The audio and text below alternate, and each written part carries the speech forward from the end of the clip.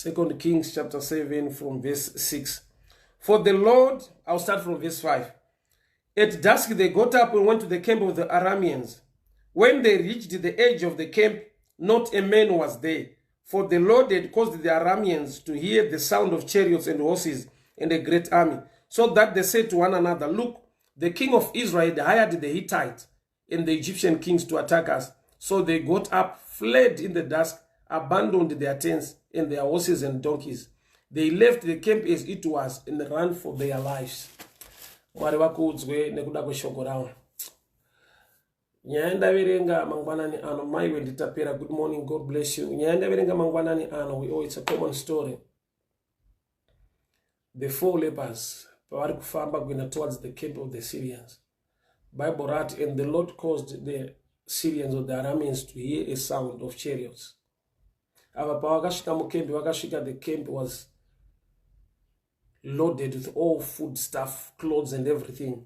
Si masoja anga atiza nokuti vanga vanzwa a sound as if kukuya a great army, yet they were just lepers coming.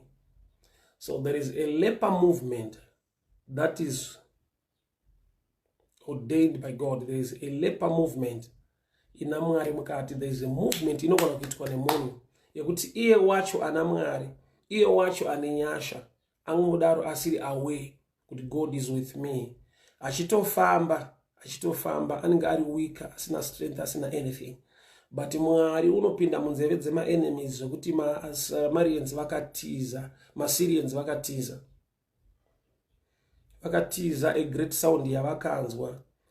Yet these people vari fought the 4 lepers havana great sound yavari kunzwa, havana kana confirmation yekuti Mwari anawo. But pavakasvika mukembe maSyrians vakasvika zvinhu zvese zviripo, masoja atiza. Ndinokuedza kuti kudii mangwanani ano. There are times yekuti God is with you and you are not aware. But unozongozviona bedzi nemaresults kuti izvo hazviwanikwe. Hakuna army inotiza 4 lepers. Hakuna army inongotiza a sound isina kuverifya, which means the Syrian army payakatiza iri kutiza zviri kuitwa naMwari, not the move of the 4 lepers. But ma 4 lepers ndo anosvika mukembi, ona mukembi muri intact, zvinhu zvese zvirimo, masoja atiza. But masoja haana kutiza the 4 lepers, masoja akatiza a sound that the Lord God has caused them to hear. So there are times yekuti when you don't understand, kana kuti ukasava ne kuziva kuti God is with me, unenge uchizvitarisira pasi, uchizvishora, une imwe pfungwa yekuti dai Mwari vaneni, dai Mwari vamira neni. Nekuda kwekuti you are not aware, hausi kunzwa sound, hauna kana confirmation ye anything. There are times yekuti vanhu vanotsvaga confirmation kuti kana Mwari muneni dai zvakati zvaitika, kana Mwari muneni pane zvakati zvandofanirwa kuona, kana Mwari muneni pane zvakati zvinoitika. But I've realized kuti there are times yekuti God is with you and you won't be aware. Mwari vanewe, zvichida nemukudzingwa basa, Mwari vainewe. But iwe uri kuona kudzingwa basa, hausi kuona kuti kana wadzingwa pamberi pako panei, kana kuti pauri kubviswa panosara pachiitikei. Sometimes unotozona kuti pawakadzingwa pakasara pakamuka disaster kana imwe challenge iri so big to an extent yekuti wanga usingagone kuiita stand. Kana kuti pawakadzingwa une pawakaenda, pawakutoona nhasi kuti eish, dai ndakaziva zvinhu izvi kare, ndakauya pano kare. But pane pekuti you don't do things by choice, you do things by pressure, but God will be involved. Mary and Joseph chakaita kuti vaende kwavakaenda kuBethlehem reJudea, kuti Mary anobatsirwa nemwana, havana kuenda by choice. Vakaenda by pressure. Bible rangu Luke chapter 2 rinoti King Augustus made a decree that munhu wese ngaabve pano aende kunzvimbo kwaakaberekerwa andoverengwa. So they went there by pressure, by the decree of a king, and yet vakasvika muplace iri prophetic kuti Mary agone kubatsirwa.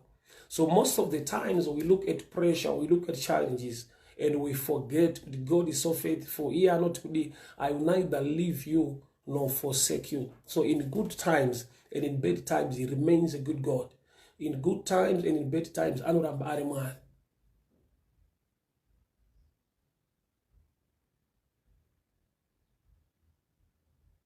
Father, we thank you for your presence in our lives.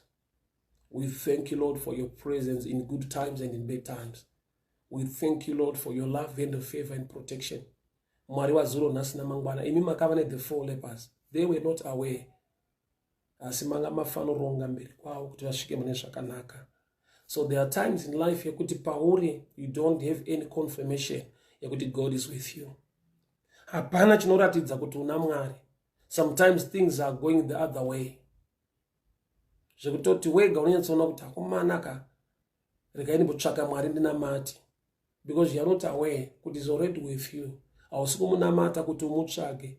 Ari kutokusimbisa kuti urambe uchimunamata nokuti anewe. Baba mumvuri makadiko kuti seko Blawai. I hope you are musati madzokera kana makadzokera ku UK. God bless you, God bless you. Happy to see you Blawai munwashi.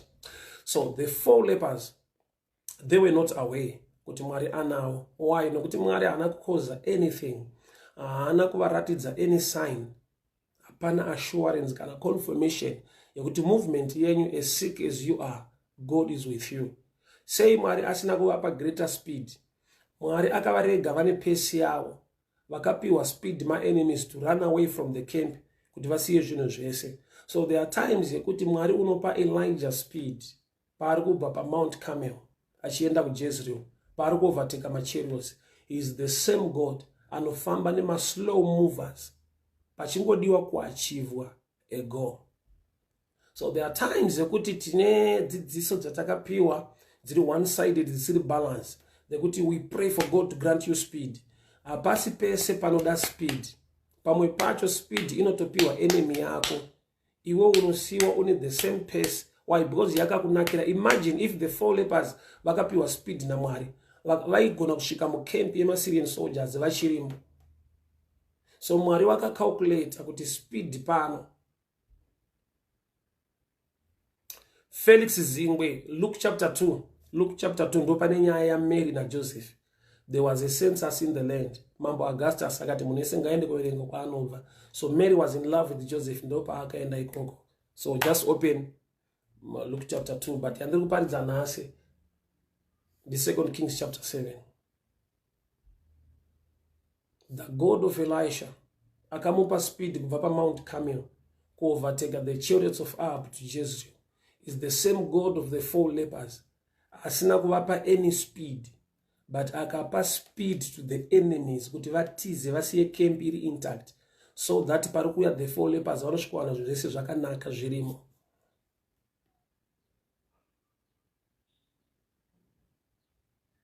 So there are times yekuti unenge wakaudzwa zviri one-sided kuti every issue yauri kuita you need speed. Truly kune ma incidents nema issues anonida speed. Kogoita a time yaunonida God to be with you, but vachikutendera kufamba at your own pace. Nekuda kwekuti the result yauri kuda ukanyanyo mhanya unosvika sati zvanaka sati zvagadzirika. Let me put it this way, it's God's timing. Kucalculate kuri kuitwa na Mwari, it's God's timing. The 4 lepers were not aware kuti Mwari anawo.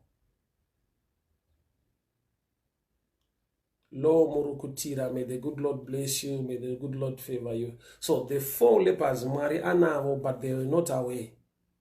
Why? Because Mwari vakakonzera the Syrian army to hear a great sound. Ndokubva vatiza. So pane nguva yekuti at your own pace, at your own level, nemaitikiro azviri kuitwa iwayaya, ekuti unogona kufunza kuti Mwari vandisiya sei zvadai. Pane kuvengwa kunoitika, and God is still on your side. Pane kusagamuchirwa kunoitika, yet God will be still on your side. Muupenyu zviriko, but there are times yekuti takajaja already kuti kana Mwari vaneni this thing must not happen. Kana Mwari vaneni this thing must not happen. Bible rangu rinobva rati all things work out together for good to those that love the Lord, those called according to his purpose. That's the Romans 8. Zvese zvinobatirana mune zvakanaka. So with lesser speed, you can still achieve. With a greater speed, you can still achieve. The God of Elisha akamupa speed, akaovertake the chariots, akatangira Ahab kusvika ku Jezreel. But when the Lord was working with the 4 lepers, anakuvapa any speed, but aga create a sound to the slow movers. Let me go deeper this way. Uri a slow mover, unogona kuachieve if God is on your side. Une greater speed you can also achieve simply because God is on your side. So nyaya ndekungoziva kuti akatendeka, he neither leaves you nor forsake you. Vamwe vari kumhanya with greater speed vachiachieva, you are not the same. Your case is different. Dambudziko redu kazhinji nderekuti vanhu vanotarisa kana kuti vanonzwa matestimony evamwe, mafambiro akaita nyaya dzevamwe, votora testimony seformula yekuita kwaMwari. Yet testimony iassurance yekuti Mwari vanoita, asi maitiro they are different nekuda kweari kuitirwa nezvikonzero zviri kuitirwa zvinhu. If he is the God of Jonah, anomutendera kunyudzwa mumvura, otuma hove inomumedza, undosiwa kwaari kuenda. But if he is the God of Peter, Jesu unomusumudza neruoko, ufamba zvakare pamvura, undopinda muboti. Ma-circumstances atinosangana nawo, ma-issues atinosangana nawo mu life, they are different. Problem ndeyekunamata une formula, usina kupa an open door for the Lord to do according to his ways in your situation. The same God of Moses unomutendera kutambanudza tsvimbo paRed Sea and part away the sea, vanhu vocrosser. But kana akuoperata with Joshua anototi vanhu takurai areka, nyikai makumbo mumvura kuti mvura igone kupatsanuka. So kunamata, ukanamata une a mindset yeformula yekuti Mwari vanodai, Mwari vanodai, vanodai. Pane nguva yekuti vakasadaro you think havasi Mwari. Pane nguva yekuti Luke chapter 5 Jesu vakakumbira bhoti raPeter akaparidza ari mubhoti. The same Jesus bhoti rasimuka raenda, pane paakatevera achifamba pamusoro pemvura. They were afraid, they were not happy. Why? Because vane kumwe kuziva kuri maari, kwekuti aiwa kana achida kushanda pamvura anowanzokumbira bhoti. So vane experience, havana revelation, havana kumupai open door yekuita zvishamiso yekugona kwake. So I've come to challenge you this morning. As a slow mover, may God grant you the result you desire. The slow movers, the 4 lepers, God was with them. Mwari aitova navo vari ma-slow movers. Is the God of Elisha, akapa Elisha speed. Is also the God working with the lepers. So ndauya kuzokupa assurance here. Don't lose heart, don't lose focus. God is so faithful, God is with you. Usatarise vamwe vakaachiva chinhu ne 2 years. Kuti why my case zviri kutora long. Usatarise vanhu vakaachiva zvinhu ne a year. What why my case zviri kutora long. Life hausi competition. Life you live by revelation, by knowing the will and the plan and the mind of God towards your issues or your life. Dambudziko ratinaro dzimwe nguva nderekupiwa pressure nekuudzwa nevamwe kuti within 3 months ndanamata ndadi, things just happened.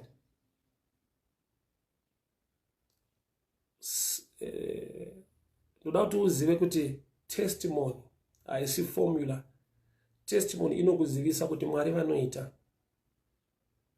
Maitiro in your case, in your situation can be different.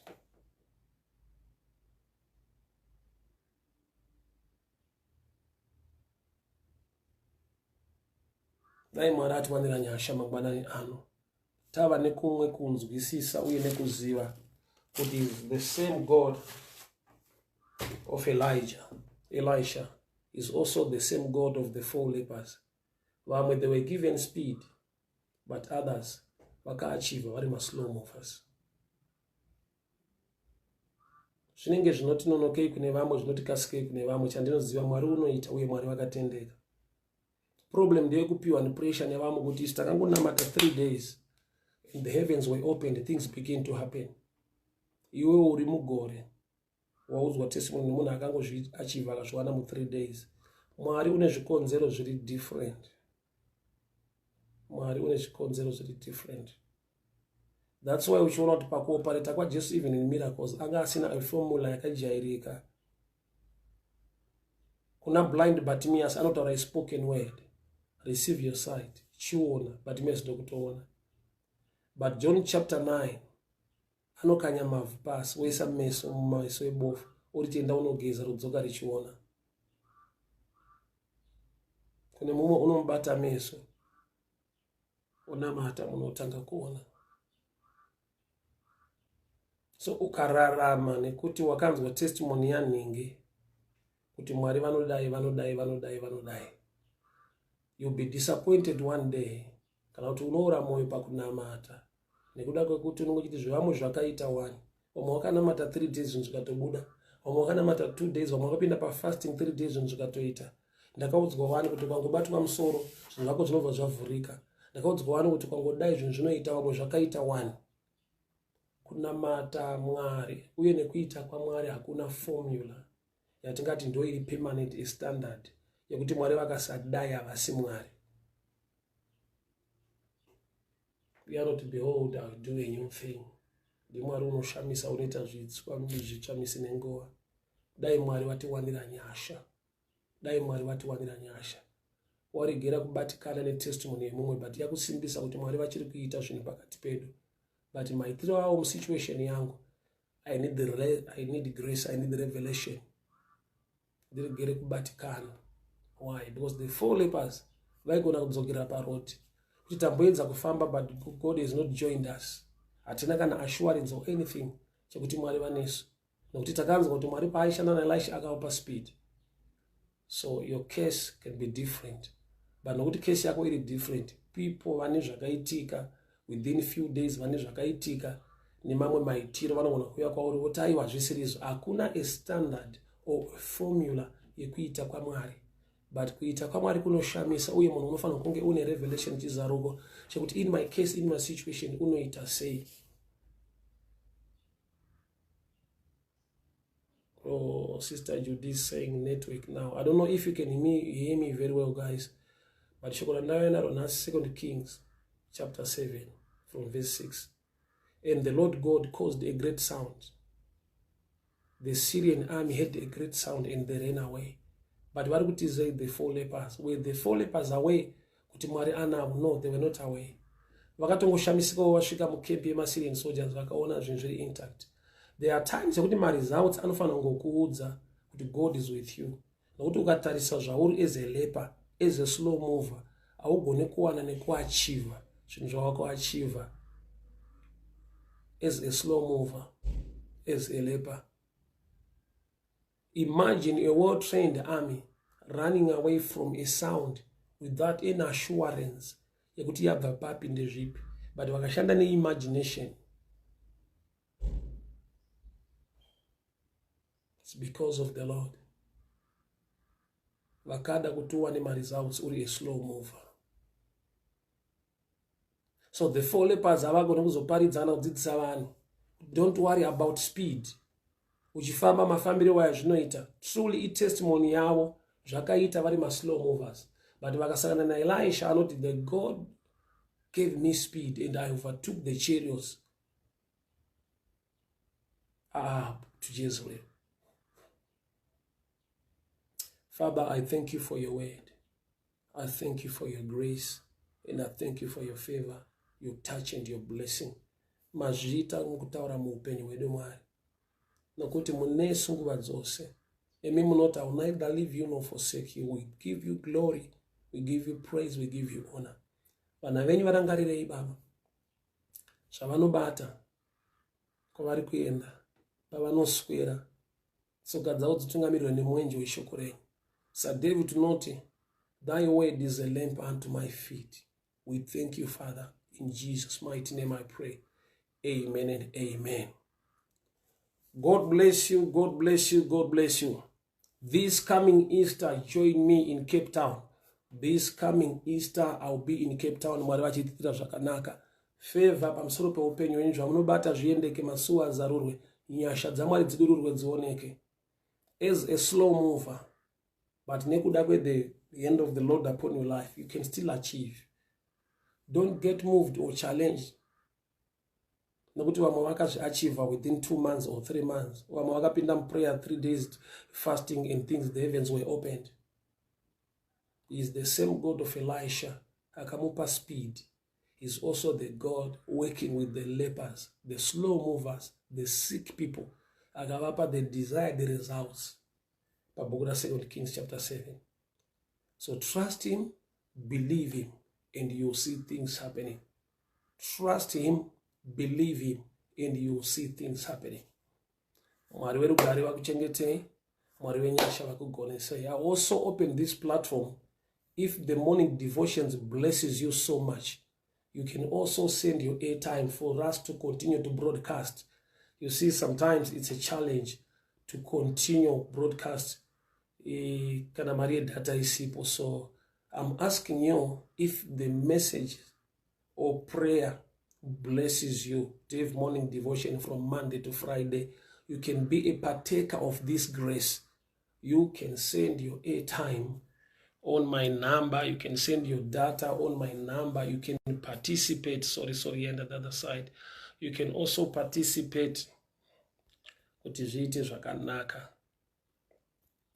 So I'm typing my number now. 0772-914-701. You can also call me. Iripa app. You can also call me. Send your data here.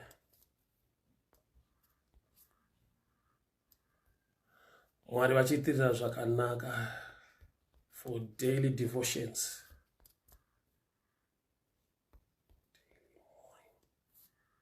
Devotions.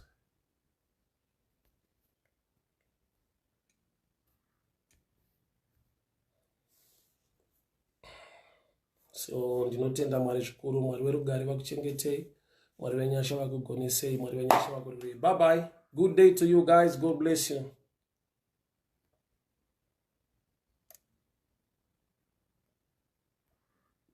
Amen and amen. God bless you. God bless you. God bless you.